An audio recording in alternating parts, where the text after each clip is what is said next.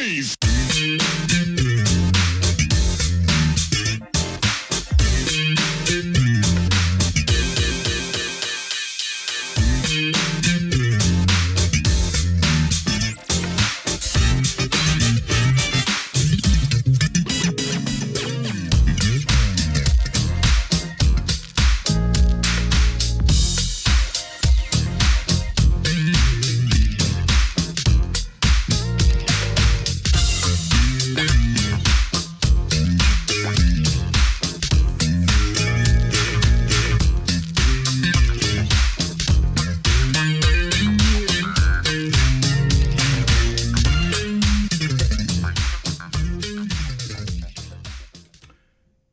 Back with Kevin Spencer of Dynasty fame.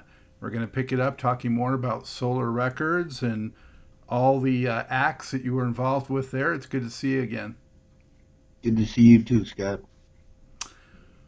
So I'm not exactly sure where we left off, but I want to jump in talking more about, what it was like for you working with all of those acts that you lent keyboards to and some of your composing skills, the Whispers and working with Leon Sylvers and all that kind of good stuff. Can you share some of that with us?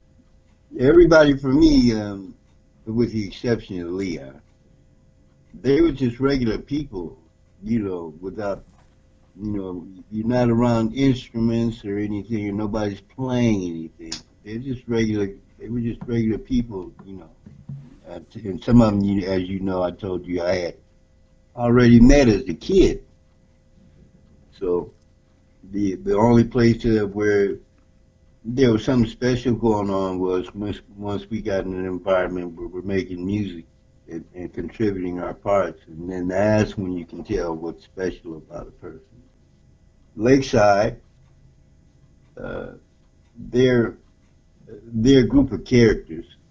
Working with them, they like to do impressions and imitate people and all that. They're like a group of comedians to me. They've always got something going on, a joke or a new nickname they give somebody, like they call their drummer Baby Head Fred because he has a teeny tiny baby head, So they just got pranks. They got pranks. Fred Alexander, the drummer. Yeah, right. He's Baby Head Fred. They don't call him that. But that's what they call him in the group, Baby Head. So you got Shalamar, Thing about Shalamar was it started one way with Joe Brown, but then by the time Howard came in, well, Howard and I we were going to City College together in the music department, and he announced to me that, hey, I'm going to be working with you now. Obviously Gerald had done whatever that was between Mr. Griffey and himself, where he tried to, I guess he was going to go on strike while they were on the road, and Mr. Griffey never did call him back to work. He went and got Howard, and so that was like a shock. He's still waiting on that call right now. Not literally, but he never got a call from Dick. The Whispers, I had always, when I was in high school and stuff, I go to and from school singing their songs. If we had if it was on the radio and I was driving, whatever. But the Whispers, I always liked it. I liked it because I could sing in that range, and I wasn't even a trained singer yet. That was easy for me to sing along with them. So I always liked singing their songs. So by the time I met them, which I never thought that I would be working with them, for them, whatever you want to call it. I never thought that. And then when I found myself that they we were on a first name basis, and what they were was they were enthusiastic because they knew that we were doing the tracks and writing it and stuff, and so we got an awful lot of energy from the whispers.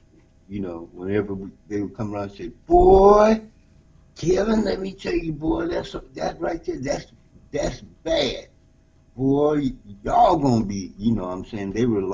They gave us so much energy and love, and so it's like, oh, they acting like we're old friends or something. I don't know them. I couldn't even tell the twins apart. I mean, you know, for a good while until somebody gave me the secret of how to tell them apart. Uh, but and the only other person at that time who was around with well, Carrie Lucas, and all we knew was that was Dick's wife, and you know, we just real careful around her, you know, what we said, or if we didn't like something Mr. Griffey had us doing or whatever, we just didn't talk around her too much. So that was strictly like we come in, lay the tracks, and speak, and then, you know, unless we were doing backgrounds or something else, we were out of there. And Midnight Star, we met them early on. Midnight Star, they were unusual because Leon was the first producer that Dick assigned to them, and they had some. They just were type of band that they lived together. They actually shared a house together. They ate, slept, music, exercised together. They did everything together, and I had never seen anybody like that. I These guess it guys, came out of the brothers being the core of the band, right? yeah, well, and they were living in a big house there, you know, and but their mom was there too, in Callaway. So anyway, she really believed in them. Obviously, I mean, you know, you don't let a bunch of young people that they should have been getting their master's degrees or whatever. They were in school. They were in there for music, and I imagine they were at least trying to get their degrees or whatever, because that's where they all met at a Cincinnati State, something like that, university. Anyway, they were the tightest band I'd ever seen in my life.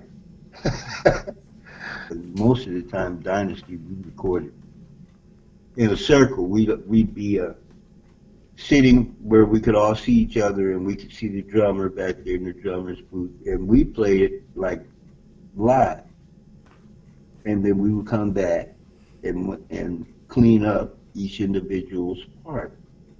But all the records that we did, they started off just like a live band.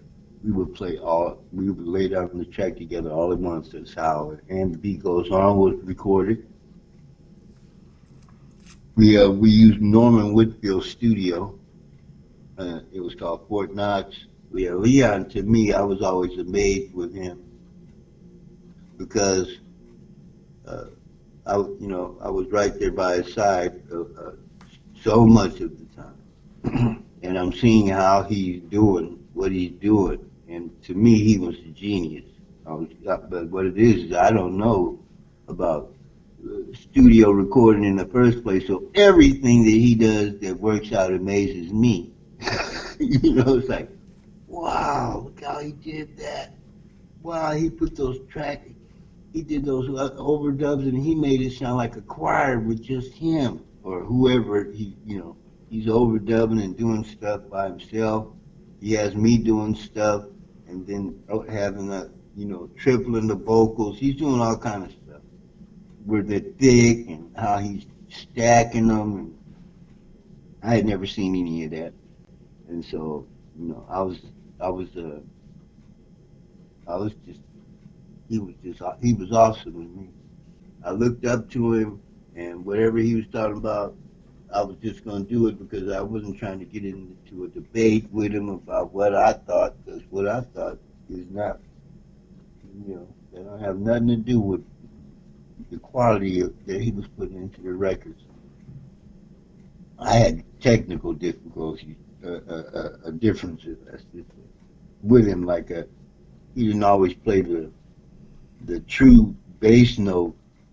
And when I'm playing a chord, and I would find myself correcting him because I said, no, no, no, Leon, that's not the bass note that goes with this chord. He said, oh, yeah, but that's the way I hear it, though. I said, but it's not right, though. He said, it might be unorthodox, but it's working. Okay, just do what I tell you. So I'm going, okay. So that would be the place where I would mostly it would be like, I know you've been to school. You probably, I don't know how to read. I said, well, I don't know how to read like that. I just know what's supposed to be happening, you know, because otherwise I don't know what chord I'm playing when you play that bass note. I'm lost, and so he said, don't worry about it. So Lee, he was like we called him, I called him a dictator because everything he said that was it. Leon, tell you something. Look. The end justifies the end justifies the means. I don't have time to explain everything to everybody. Just do the shit. So that's what that was. But Leon was he right most of the time? was right all the time. Yeah. And if it wasn't right, then if you had a suggestion, he said, if it lays, it stays. If you came up with something that appeased his ear and he liked it, that was it. We on to the next thing 'cause we had so much stuff to do. And we rehearsed our butts off. Leon was no joke about rehearsing, man. He worked Dynasty. We were, I mean, we spent all our time sweating in rehearsals. I mean, until we were wet. And then he finally said we could take a break. I mean, so we were the tightest band that was put together by hand. He came and handpicked each one of us. Dynasty was this guy was bad, this guy was bad. I brought a couple of guys that I grew up playing music with that I described to you in the last episodes that we went through.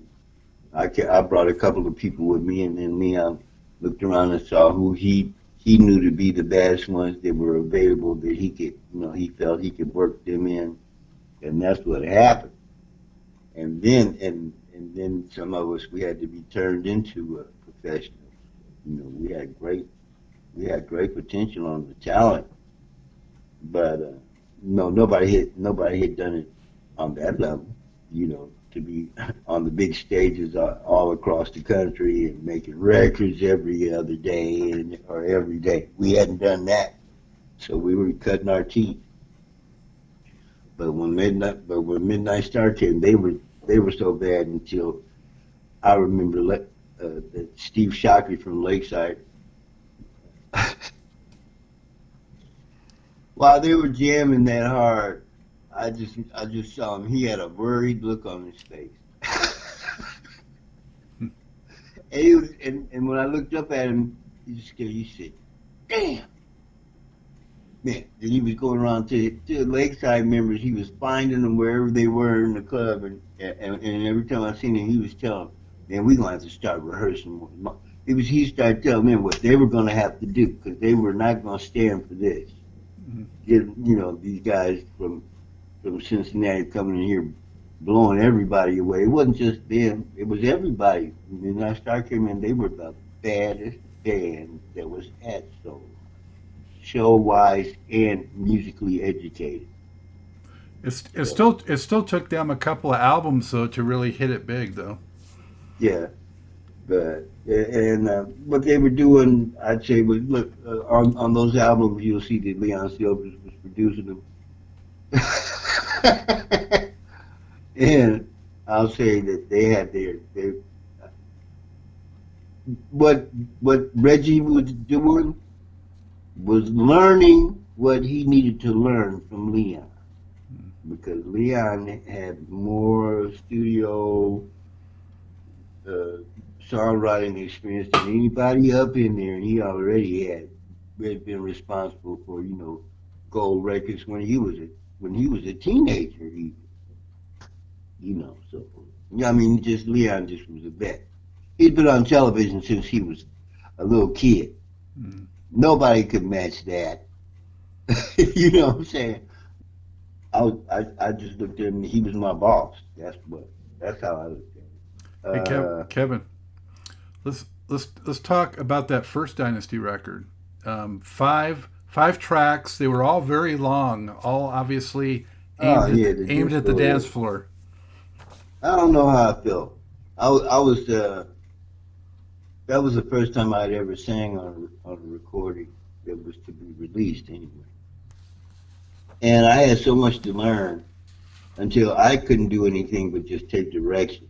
That first album, I was mainly just finding out what it was that I could actually do because he was challenging. He wanted to see what all I could do too, and I wasn't supposed to be the lead singer or a lead singer. I was content playing my keyboard and learning how to do backgrounds real good and playing my parts clean and in the pocket and making sure I was writing, contributing my best to the writing. That's what I was about. But they had another plan because they ended up on that Your Piece of the Rock LP. Dick Griffey had me taking dance lessons, and then the choreographer for that stuff, he ended up paying that man extra to take me with him we went to ballets, we went to modern jazz program. I mean, Mr. Griffey was paying us like $500 to have me come, for him to take me and expose me to different art uh, forms of dance. And little did Mr. Griffey know that I had been studying tap and ballet and modern jazz since I was like 5 years old. And uh, so that's what we were doing on that first album, man. We were doing that because otherwise we were just doing this. It was the disco that, disco was just, it was The, just the, barely hanging on. It was starting yeah, to get a little more back to R&B. You know what I'm saying? Everybody was so busy with the four on the floor, bam, bam, bam, bam, and whatever you're doing. We came in at the tail end of that yeah. in 78, 79, right in there. Then you got the other groups that were, you know, I call them the real musicians. You got your Earth, Wind, and Fire, and you got even the Ohio players. I mean, everybody. I mean, they're playing music. These guys. We're up here trying to learn their songs so that we could play. Hopefully, some of what they were playing, because I did start using some of those. And even Chic, they were doing. They were in that disco thing, but Mal Rogers and Bernard Edwards, they were funkier, and the guitar stroking and all that. When Yeah. I got a chance to meet them, I was very impressed with them. They had invited me to come to New York, but I was told that I couldn't, because Dick might get mad. But This Leon listened to a lot of that during that Your Piece of the Rock. He was playing a lot of Chic, and so that's why on It's Still a Thrill. If you even care to go back to he's playing that It's Still a Thrill bass line is like styled after uh, Bernard Edwards. Uh, uh, he was trying to do that. mm-hmm. You know what I'm saying? And then with the keyboards, and then he had me playing that. Gang, gang, gang, gang, gang, gang, gang, gang. That was like whatever She's keyboard player was doing. He was trying to get me close to that, and I finally did catch on to some of that stuff. I used it in "Make That Move." Was I used the lick that was in Good Times. A lot of people lifted that lick. Yeah. Yeah. But I had disguised it so well until I had like Larry Blackmon from Cameo. We did a tour with Cameo, and make that move was like it just burning up the chart at that time.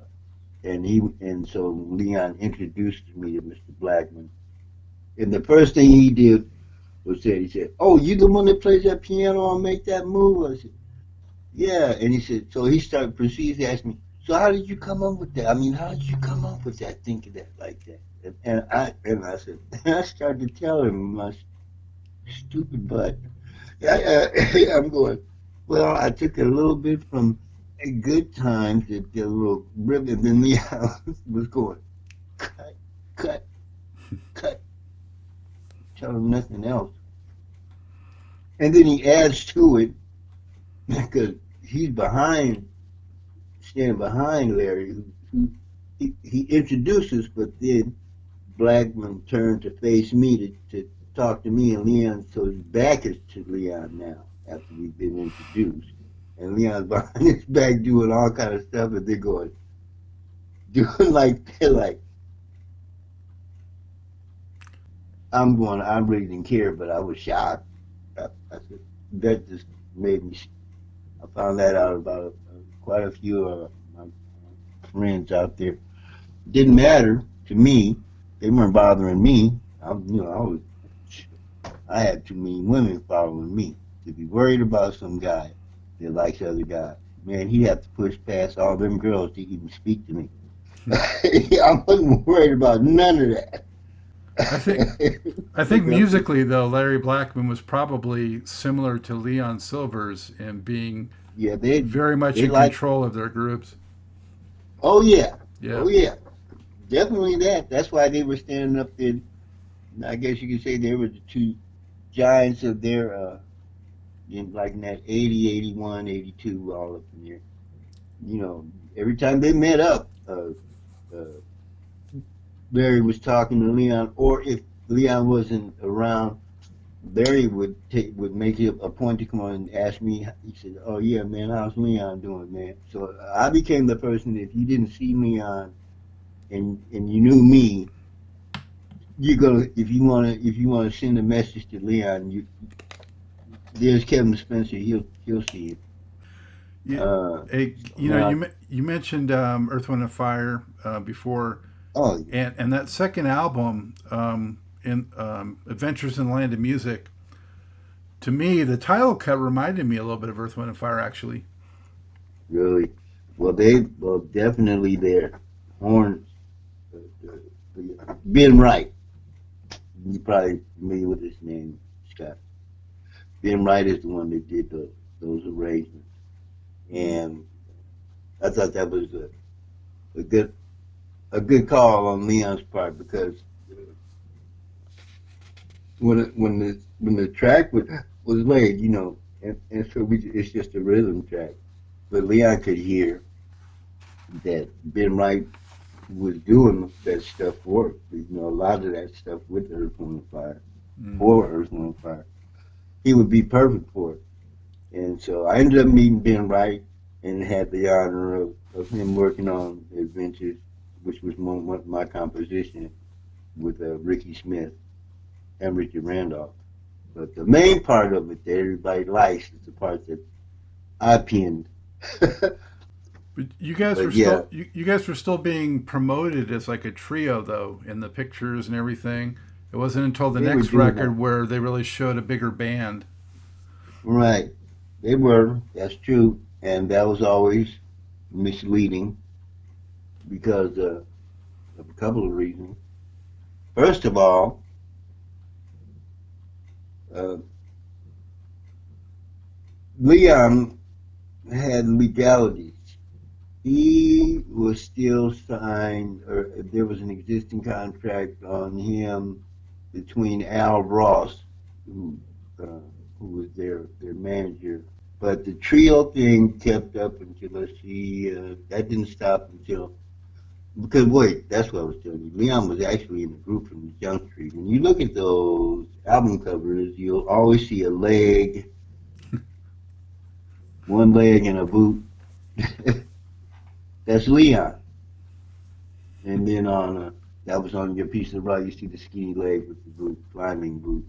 Then on Adventures in the Land of Music, you see the leg hanging off the music staff, and maybe you might see his thumb or something resting on one of the lines. But anyway, that was because he was trying to not get caught in any litigation because Al Ross, who was the manager for the Silvers, was looking for any way that since Leon had crossed it, and God was of all people, Dick Griffey, who Al Ross hated Dick Griffey, so to speak. Did Leon have kind of a bit of a feud with his family over that whole thing? Yeah, yeah, and what it was Al Ross was, you know, this happened just like the last time we talked. I told you that the, When he left, yeah. that he was fired. Yeah. His family fired him, but Al Ross was behind that because Leon was getting out of hand. He wants to produce now. He wants to write. He wants his songs that he's writing to be used for the Silvers, and he wanted more and more creative input, control, whatever you want to call it. And Al Ross felt he was getting too big for his britches, and he was talking back. Don't talk back, yakety yak. And so Al Ross wanted to get rid of him, and you know, he's the oldest brother, and he was the one, Scott, that made his brothers and sisters rehearse. He was the one that would make them get up off that thing and shake it. Yeah.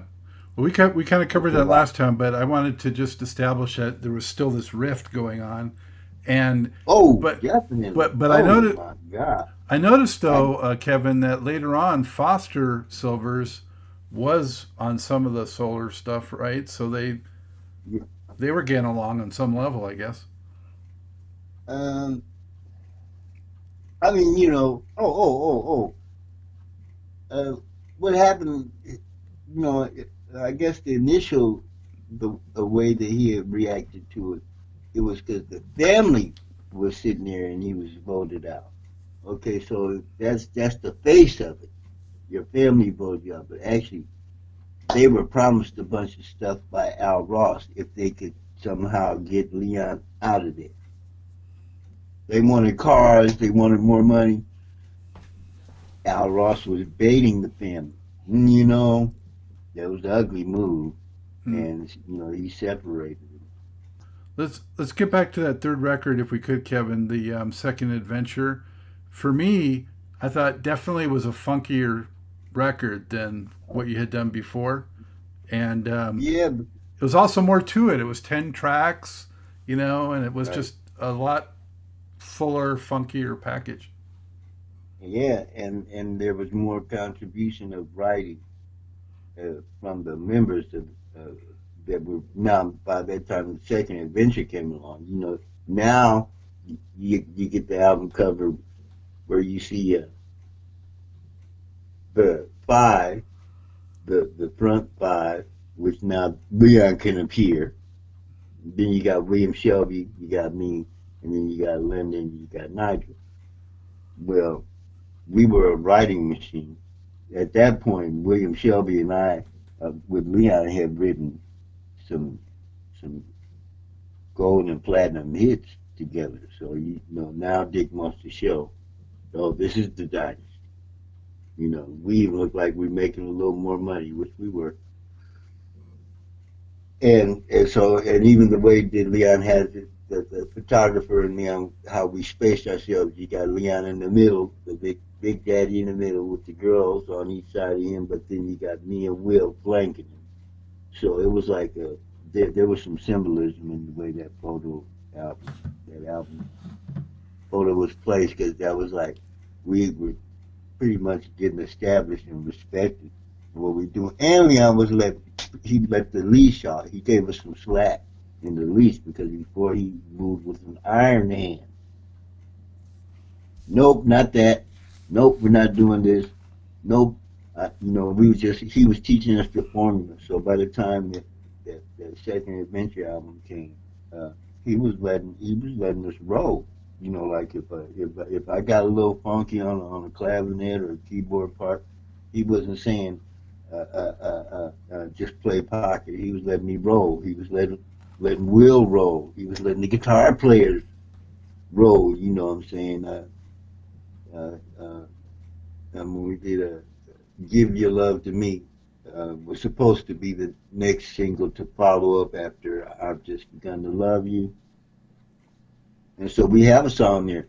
Ooh, give your love to me, girl, I'm waiting for that one. And you notice it's structured the same way as I've Just Begun to Love You. I mean, where we got the guitar solo coming.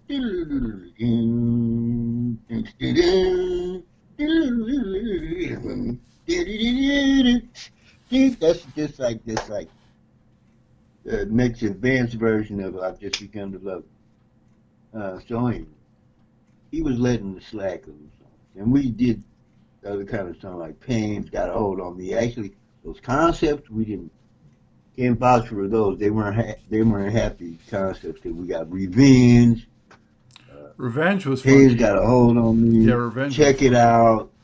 I'm just saying, but he was letting us do it. But he was letting us. He loosened up on the chains on Was the Love in the music part. Fast Lane on that one? Yeah. Yeah. That was myself and Will and Leon. Uh, uh, uh, uh, I don't know who they give credit, but anyway, when we did that, we were in rehearsal, and then that was another thing on that album. We had been on tour twice. Uh, those are the two times that Dick Griffey allowed Leon to actually go on the road because he couldn't afford to have Leon out there on the road. So when we did those albums, we had just come from off of the road doing two tours. One with Stephanie Mills, Teddy Pendergrass, and then we were on another tour with Frankie Beverly, uh, uh, LTD, uh, Graham, uh, Brick, man, Cameo. I mean, we went out there, and here we are. We're out there with everybody that is sort of the competition. So we are Zap, Roger Troutman. We're out there. Get a chance to get to know these guys that are at the top of the chart and how they act when they see us. I mean, it's like some of them kept their heads up high. Roger Troutman, he have his head up so high. He's talking to me, but he's looking up. I'm going, come on, man. But he loosened up. He was just, he knew he was the shit back then. And I guess, he was a young man too at that time. So, some people, they were showing that and he comes from Dayton, Ohio. Come on, man. That place ain't that big. I mean, he just took, he just was like, he was feeling himself. And everybody's telling him how great he is. Mm. And he is. I you know God. I saw him back then, and I was impressed when I first saw him. But he kept doing the same. I saw him many times, and he kind of did the same shtick every time, and I started to Right. get tired of it. Always the same Yeah. thing where he'd come in from the back on the shoulders of Right. one of his guys, and that was like really great at first, but then he did it, so many times. Yeah. But because it's comfortable. You know what I'm saying? They forget to, we've been to this city before. Even though we got a couple of new songs came out since we've been here last, they're still doing the same routine. Do you think the second adventure was the peak of the band, or do you like another album better? No, I'd say but as we were going along, we were getting further and further out there, away from that stiffness. By the time we did Stroking, The Only One, the ballads, you know, and we were starting to, evolve into something else. Stroking, Actually, very funky. Leon they kept saying, he said, man, he said, I wish that, he said, he always weighs heavy on me. because he said I had to get away from Dick and I had to get away from each other. He said, and he said, and then I had to sign off on Dynasty because I was the person that went and Dick put gave me the task, taking an agreement to Leon to release him and us. You know what I'm saying? Because that was Leon's group, so Leon signed off and gave me and Will and Nigel that it was our group to split four ways. He was signing off. But Mr. Griffey is the one that kind of twisted my arm a little bit. Him and Virgil Roberts sent me up there with an agreement because cause, nobody else better not come near Leon with something like that. And that's who Mr. Griffey picked was. He said Kevin can do it. If anybody can talk to Kevin, Kevin can do it. I'm saying, why y'all think that I can talk to Leon about just any old thing? Please, you're gonna get me jumped on. You know, it's not that. It's not that. It's just that I was more tactful. If there was something going on, I would just be honest and say, Lee, they, you know, putting pressure on us about Dick. Look, Dick gave me this thing for you to sign off on. I don't feel good about it at all, and I feel like I felt like almost like I got a shotgun in my back because nobody else wants to approach you. And so I was just trying to. He said, yeah, well, that's what Dick knew. That was the best thing for me to do was send you. I said, yeah, here you go. But we had a good rapport. Actually, those albums after that is when Leon, just before he was leaving, he said it weighed heavy on him because he noticed. He said we were evolved from how we started out to he said we were starting to get into another cutting edge of, he said we were evolving. He said, and I wish that I could have stayed there long enough to see what we were going to end up turning into. Mm.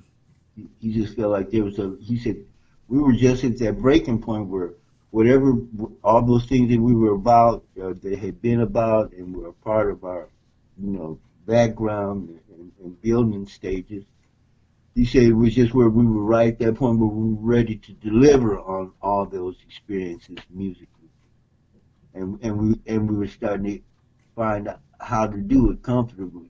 It was starting to turn into something different. I can tell you that. Well, All's Fair in Love and War, like you said, Stroking Him was really funky, and then there was a lot of new people on that too. You had Jimmy Jam and Terry Lewis, and Paul Jackson and Fred Alexander and Steve Shockley from Lakeside. And, yeah. It was starting to turn into a chemistry of a blend of people that, people work with people that they like in this business or any. I imagine so for actors probably too. You get an ensemble of people together. You guys know how to work with each other, how to complement each other, how to fit yourselves in between things just right. So you keep seeing the same people turning up on different projects. That's what I say. I imagine it's like that for actors too. Yeah.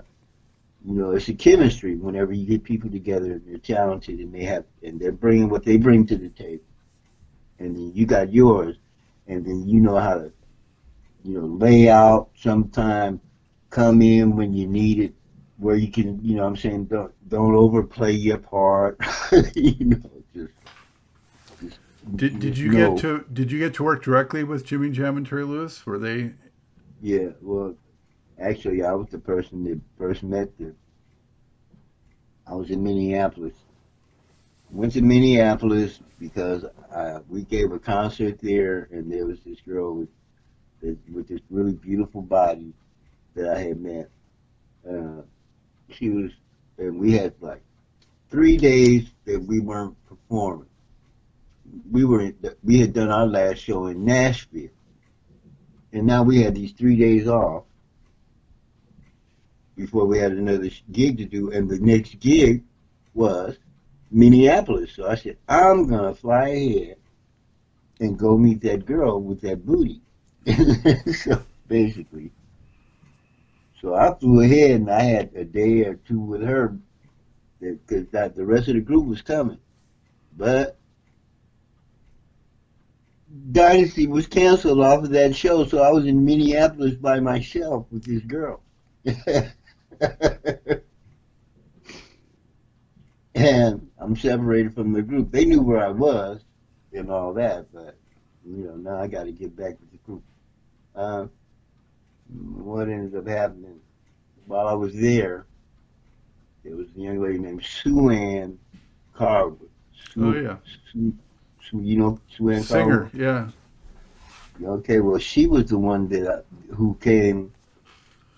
I met her through the girl that I went to see. She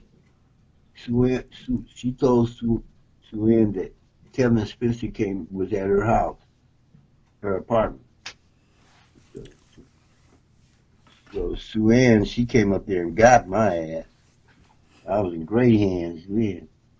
She came and took me around Minneapolis. She drove me around all day. That other girl didn't even see me anymore after Sue got a hold of me. She didn't see me anymore until it was time for me to go to the airport, man. That was, that was kind of cold blooded. But hey, look, I'm 24 years old. What do I know? Yeah, So, living the life, man. you So, so we when she was when she was taking me around, she said, "Oh, Kevin, and tonight I want you to go to they had like the Battle of the Bands, and like all the baddest bands in Minneapolis are gonna be there. And they're all gonna be, and it's a Battle of the Bands. I mean, I used to hear about that out here. We used to have Battle of the Bands in Los Angeles a long time ago. But she took me to that after she fed me and rolled me around and all that. We stayed at Prince's. She was staying at Prince had a manager back then that had a stone house, a house made of boulders, and that's where she took me over there with her. And this was his manager's house, and so I guess he was managing her too, obviously, or something. Anyway, I ended up being there. That was I never did get to see Prince while in Minneapolis. Maybe he was on the road for all I know. But anyway, so she took me to that Battle of the Bands, and here she comes to me, and I see some of Prince's band members, Dez, his first guitar player, and even Jesse Johnson was running around. I saw a lot, I saw some of the Minneapolis musicians that that at that time that I was aware of. Not you don't know everybody, as time went on, I realized who I had met after the fact, after they had the opportunity, just like Sue Ann. Uh, and she brings these two guys to me, uh, and they were brought, and they said, "Oh man, Kevin Spencer, you did this, you did that." They ran down whatever I had done so far from Take That to the Bank to Make That Move to anything else that was uh, Shalamar stuff, right in the socket. They just knew what I had done so far, and they said, "We wanted to ask you how to get our songs on the radio." And I said, um, I said, well, you know, I wouldn't worry so much about getting your songs on the radio. If I were you guys, I would just keep doing music for a hobby. Don't worry about getting your songs on the radio. Man, I played them to the left so cold blooded. Oh, they were furious. Their eyes were big as teacup saucers. You don't understand. We're in this. This is what we do. this is all we do is music. I said, I know, but but look, I didn't know what they were, except Jimmy Jam was a DJ that played keyboards and Terry was a bass player. Now, that don't signal to me, let me bust my chops and see if I can hook these two guys up. They're two really regular looking fellas. Young. The only thing they could say to me was, we'd like to get our stuff on the radio. Man, everybody says that. I could not identify them from the other three or four or 500 people that came up and said the same exact thing. They didn't look any different, but they got mad. Now that was different. I mean, I had people that, huh? They were confused more. These fellas, they were pissed off. They weren't confused about how they felt. They were pissed off, and they were like, "Who do you think he is? Fuck Kevin Smith." You know what I'm saying? You gonna tell us that? They cussed me out all that night. They told me after they busted out, and everybody knows who they are. We ran into each other, and they said, "Kev, come in here. We want to talk to you." Jimmy, me and Terry want to talk to you. So I go in the side room in there with her and said, "Man, remember when you first met us in Minneapolis?" I said, "Yeah. Do you remember what you told us?" Yeah. Yeah, I remember what I told you. And he said, "Man, do you know what, man? We owe you a debt of gratitude because you pissed us off so bad till that was the night we dedicated ourselves to, to making sure we became producers and became the best, uh, that they were going to go for this and they were going to go for it big." He said, "We cussed you out all night until the sun came up, and then we were still cussing you out the next morning. All that day." He said, "You pissed us off so bad, man. We called you everything but a child of God." And he said, "But now we want to thank you because if you hadn't done that, man, we knew we wanted to get it into something, but we hadn't made up our mind like we did after we talked to your ass." You told us to do our.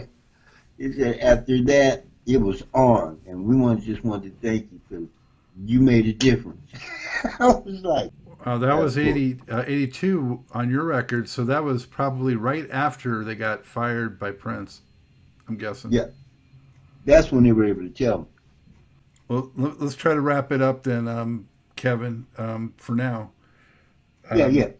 so, can you just identify one thing that you're most proud of accomplishing musically?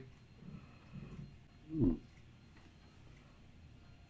You know, then see now you're going off into my songwriting awards and stuff like that. I mean, I'm proud of that stuff. I always prayed that I wanted to write songs that people would remember and that was in some way touch them, or it wouldn't just be like, what, who, like you can't remember that song or too good or that person.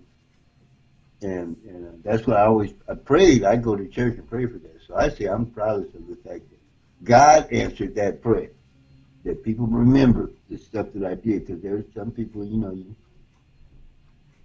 I can give you one or two titles, and people after 40 years they remember that was my favorite song, and you're the writer. I mean, I didn't ask to be rich or famous. I asked to be remembered. Where are those two? Where are those two songs? Keep on loving me, Uh or huh. make that move. I don't even have to finish the rest of Yeah, yeah, yeah. what I'm saying. I can just say two songs, and those are people. Those are Stone Usually Cold they're friends. classic. No, but if I went down the list, we wouldn't be wrapping it up uh, anytime soon. Well, I'll let the people know in the intro I do for this. Believe me. Yeah, But one last thing before I let you go is I saw that there's a new song called "Escape." Is what's that about? yeah, it's doing well in the UK. I didn't even mention that to you last time. And you probably heard it. I know they posted it on my page enough time. for you to just be able to punch it. But Wardell Potts, the drummer, our drummer, the original drummer for all the Solar hits and all that. He was just putting something there together to get some, you know, because he was getting a lot of people who wanted to hear something from Dynasty, or they were always saying, "Wow, you guys should get together and do something. You guys should get together and do something." So he just did something. He called me in, Niger. So somebody else had done some music, so I said, "Okay, I'll come in and sing the vocal on it." So I came in and did my part. And Niger did hers, and then we didn't think about it anymore. But he kept pushing it, and so now here we are on the UK chart, pushing up that chart, and now they're talking about they want to do, you know, the guys are gonna have to go tour. I'm going, man, I'm not studying all that. I'm not thinking, man, I'm 65 years old, man. I'm not thinking about none of that, really. Not really. But I'm not a killjoy. That track, I want to say, is funky and smooth. It sounds like it could have come from the 80s, really, to be honest with you. Do you think an album might happen? Yeah, he's gonna want to do that. He talks about that. Yes, yeah, because they're appealing to me, asking me, Kel, I know you got songs. I said, yeah, I got a lot of songs that I've sat on, you know, for a long time. I said, I got stuff now. Okay, you know, I'll pull out the I got I got some that people always say that should be out now. That's a hit, Kevin. I've just been sitting on it, but it's called "It Must Be Love," but it's along the lines of a mid-tempo ballad. But I'm singing on it, and I'm singing pretty good at that time. But it's one of them songs. It's a big song. It's got a big sound to it. Well, we're hoping that maybe we hear more of that. Congratulations on Yeah, a new song. they're gonna make me come out of retirement. I'm you know, not like I'm can afford to be retired like all this and that, but go. We're gonna say We're about to sign off. we're gonna say bye for now. Kevin, thank you so much for doing this, and it's been great hearing your stories. All right, man. You know, anytime we can get together, I'll always share whatever you ask me about. I'll tell you. Hey, back at Truth and Rhythm headquarters. Thank you for joining us on another magical ride with Truth and Rhythm. Whether you're watching or listening, as always, thank you so much for your continued interest and support. Be sure to subscribe. Go to YouTube, go to the Funk and Stuff channel. That's where Truth and Rhythm lives and breathes and thrives. Also, goodies here like TIR Quick Takes. And if you subscribe, you know what? You get the show before anyone else. It's free. If you love jazz, funk, R&B, soul, you can't miss it. Pass it along. Tell a friend. Tell family. This audience is growing, and it is a beautiful thing, all coming together for the love of this great music. Also, if you can throw us a buck or two, we could use the support financially, keeping the lights on, keeping the servers going, all these expenses. If you can help support the program, whatever you can give, much appreciated. Go to the funkandstuff.net website, and on the right hand side of every page, you just click and you can donate through PayPal, credit card, whatever. Very easy to do and so much appreciated. And if you do a sizable donation, I will mention you on the program. Also, drop me a line. Email me at scottg@funkandstuff.net. Let me know who else you'd like to see on the show, what you enjoy about the music. Let's just kibitz and talk about stuff, talk music. You'll find that I respond very quickly, and I much enjoy the rapport and the camaraderie and the interaction. Always remember, this is your show, The True Music Lover. So for now, that's all the time we have for this one. It's a wrap. As always, Scott Dr. GX Goldfine saying, keep on vibrating to the rhythm of the one.